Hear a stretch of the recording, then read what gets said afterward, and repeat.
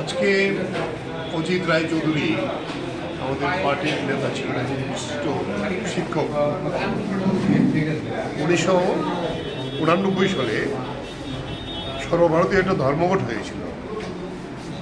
সেই ধর্মঘটের দিনে তাদের তো নির্দেশ ছিল যেতেই হবে স্কুলে।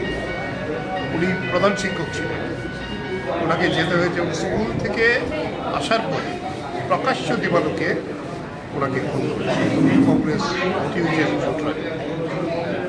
অজিত রায় চৌধুরী আমাদের সম্পদ ছিলেন। তিনি আরেকটা কাজ করেছেন, তিনি ছিলেন প্রধান।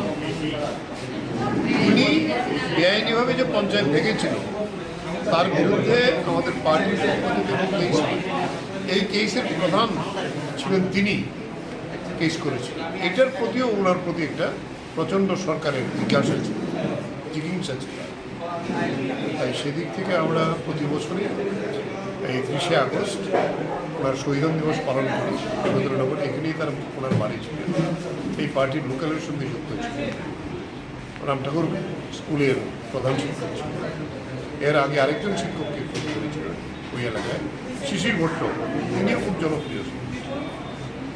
আমরা বলবো এটি কমিউনিস্টদের হত্যা করে মেরে লাল ঝান্ডার অগ্রগতি রোধ করা যায় না।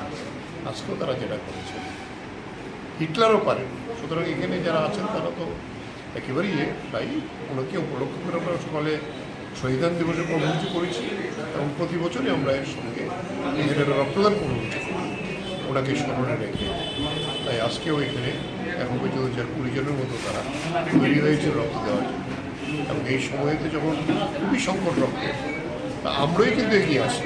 কোথায় সরকার, কোথায় তার প্রচেষ্টা? মুখ্যমন্ত্রী বলার পরেও কিন্তু ব্লাড ব্যাঙ্কে রক্তের প্রচণ্ড অভাব, মানুষ গিয়ে পান না। আবার আমাদেরকে বিভিন্নভাবে লোক জোগাড় করে দিতে হয়।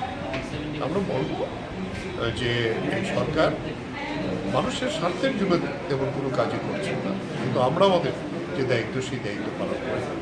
অজিতবাবুকে স্মরণ করে এটা একটা বিশেষ কাজ আমরা প্রতি বছরই করি এবং এটা আমরা নিয়মিত ওনার প্রতি শ্রদ্ধা জানাই।